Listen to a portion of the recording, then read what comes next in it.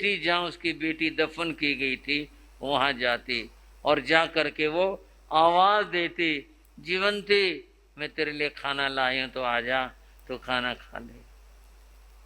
वो पुकारती रहती, लेकिन आए कौन? ऐसे पुकारने से कोई आता है?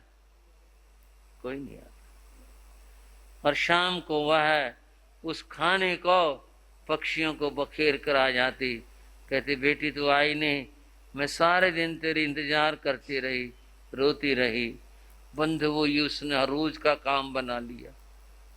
6 महीने हो गए, रानी उभीरी आती रही, उस स्थान पर यही करती रही, रोती, बेटी को पुकारती और यूं शाम को घर चली जाती।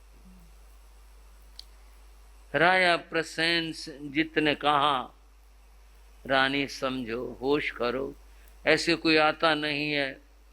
उसकी समझ नहीं आई, नहीं समझ आई। बंधुओं, 6 महीने का समय बहुत होता है और 6 महीने तक निरंतर ऐसे आती रही, रोती रही, पुकारती रही, पर बेटी आए कहां से?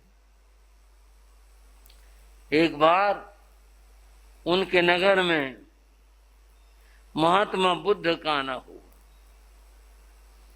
महात्मा बुद्ध आए, सब दर्शन को गए, राजा नहीं गए, जबकि राजा तो बहुत उत्साह से जाते थे। बुद्ध ने पूछा क्या बात है, राजा नहीं आए? बोले जी राजा बहुत दुखी हैं, उनके परिवार में अप्रिय घटना घटित हो गई, वो नहीं आए, जाओ उनको बुला के लाओ। राजा तक संदेश गया, राजा आए। महात्मा बुद्ध ने कहा क्या बात है? बोले ऐसे ऐसे रानी उभीरी रोती रहती हैं, 6 महीने हो गए और वो वहाँ जाती है शमशान में, सारा दिन वहाँ रहती है। आप सोच सकते हो मेरी स्थिति क्या हो सकती है, इसलिए मैं आया नहीं।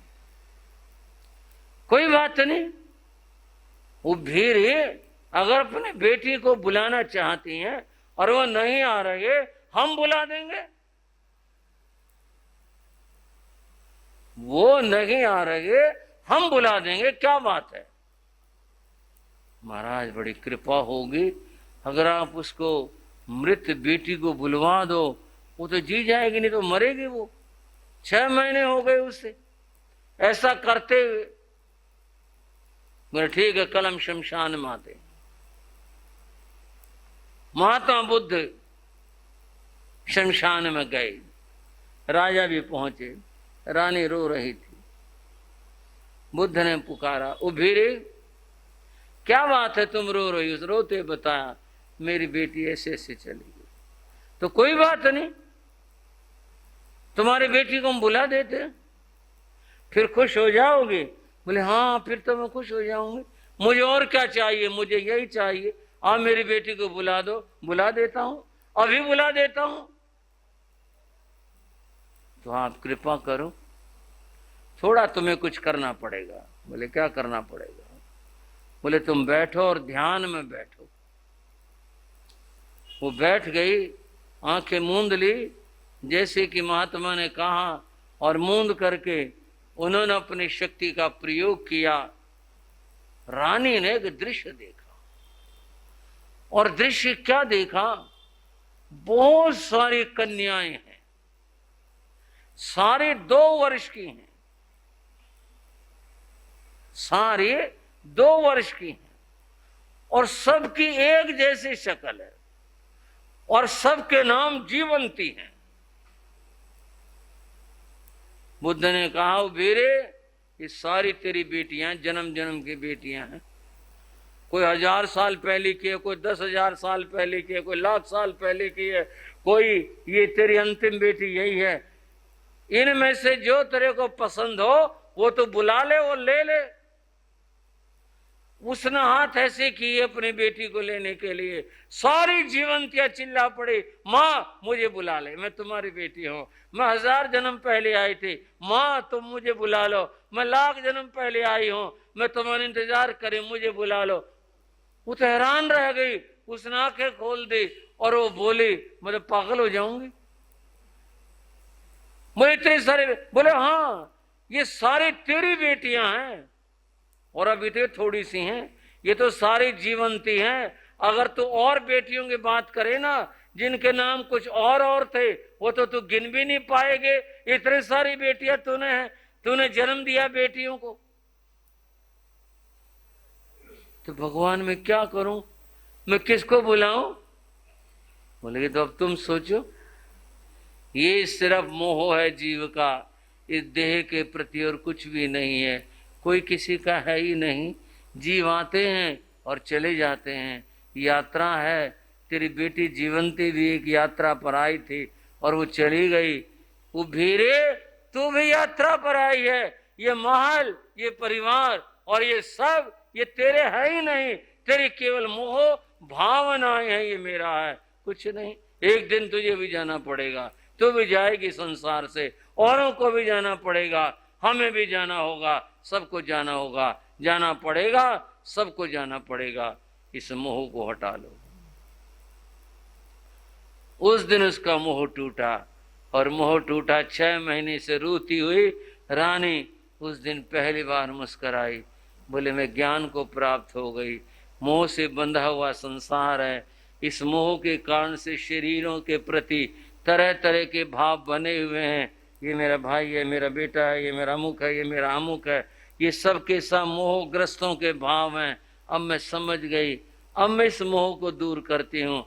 बंधुओं, बात थी इस शरीर को समझने की। शरीर में चय अपचय है, जन्म है, शरीर में मृत्यु है। शरीर एक दृष्टि से देवालय है, शरीर एक दृष्टि से हड्डियों का ढांचा भर है। ये सब है, इस सब को समझ लो और समझ करके बंधुओं तत्व ज्ञान को प्राप्त करो। शरीर के प्रति मोह, इस मोह को दूर करो। मोह हटेगा, दुख दूर होंगे। जब तक मोह बना रहेगा, दुख बने ही रहेंगे। अब थोड़ी सी चर्चा गुरुओं की करते हैं, मिलकर बोलेंगे। गुरु योग राज गुण गाले, चरणों में शीश झुकाल। गुरु योग राज गुण गाले, चरणों में। गुरु योग राज गुण गाले, चरणों में शीश झुकाल। गुरु योग राज गुण गाले, चरणों में।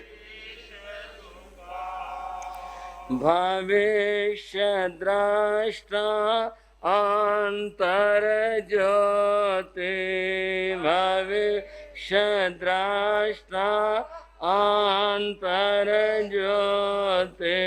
चिंताएं खुद दूर यो होते, चिंताएं खुद दूर यो होते। सुमरण भाग्य बना ले, चरणों में शेष झुका ले। हाँ सुमरण भाग्य बना ले, चरणों में। गुरु योग राज गुण गाले, चरणों में शीश झुकाले।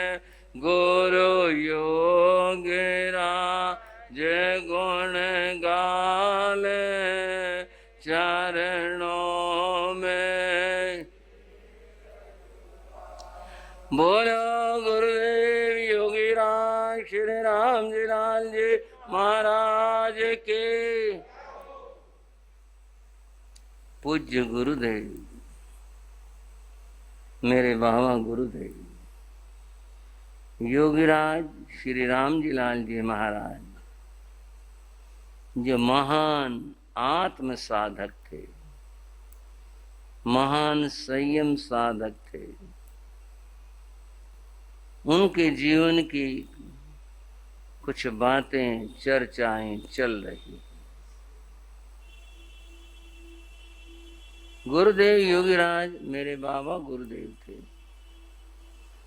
उनको मैंने बहुत अधिक तो नहीं, फिर भी समीप से देखा। उनके चरणों में कुछ समय मेरा बीता, और जो बीता वो समय धन्य हुआ। बंधुओं, एक बात मैं बता रहा था, भविष्य दृष्टा उनको अपने आप से ही, स्वयं से ही कुछ ऐसी उनकी साधना थी, पता नहीं दिखता था क्या होता था। जो वो फरमाते और कहते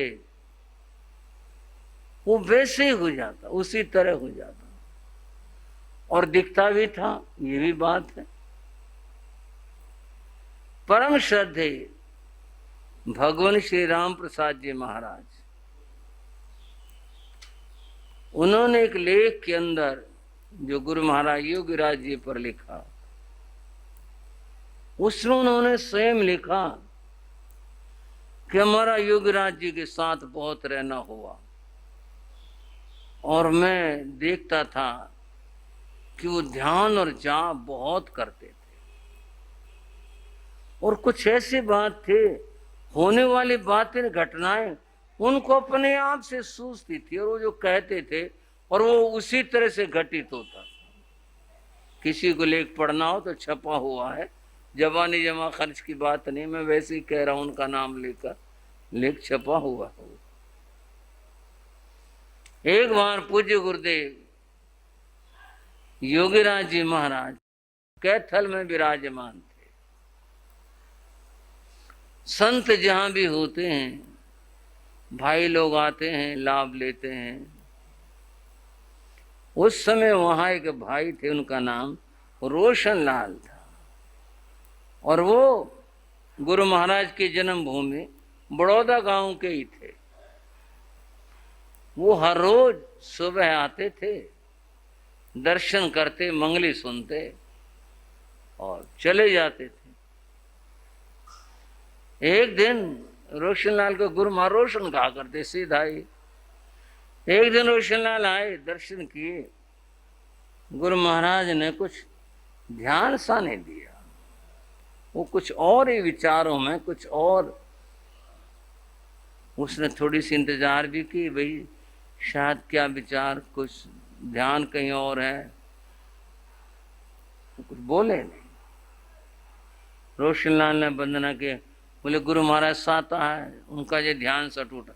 हाँ भाई रोशन आ गया, हाँ जी महाराज, साता सोता तो भाई ऐसे ही है, ठीक है। बाकी क्या बात गुरु महाराज? कोई बात नहीं, ठीक, क्या कर सकते हैं। अभी तो सारी बातें बड़ी निराशा की होगी ना, साता सोता तो बस ऐसे ही है। ये भी निराशा की बात होगी, और ये भी निराशा की बात होगी, क्या कर सकती है। बोले गुरु महाराज कुछ हमारे लायक हो, कोई आज्ञा, कोई सेवा, कोई बात हमारे लायक हो। नहीं, तुम क्या कर सकते हो। गुरु महाराज मेरी तसल्ली नहीं हुई, मैं तो मंगली आपने सुना दी, ठीक है चला भी जाऊंगा, बाकी मेरी आत्मा तो बड़ी बेचैन रहेगी। आज आपके मुंह से ऐसी बात सुनी, अगर आप लायक समझिए तो बात क्या हो गई। रोशन क्या बात हो गई भाई, बड़ा नुकसान होने जा रहा है। और चौंकने वाली बात है, गुरु महाराज क्या बात?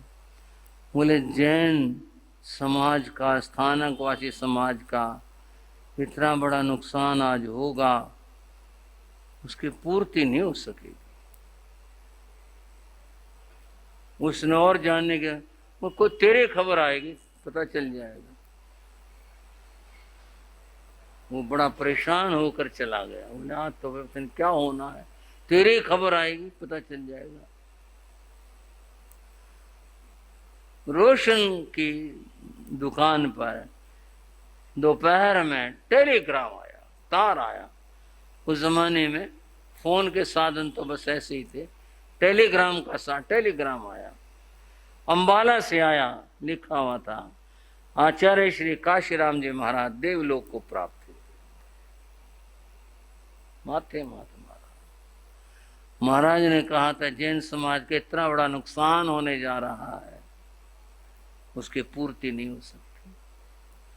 उन्होंने कहा क्या कर सकते हैं, मृत्यु को कौन टाल सकता है। अब ये घटना घटी, वो टेलीग्राम लेके आया गुरु महाराज को, बिरादरी इकट्ठी, वो तो जो कुछ हुआ सो हुआ।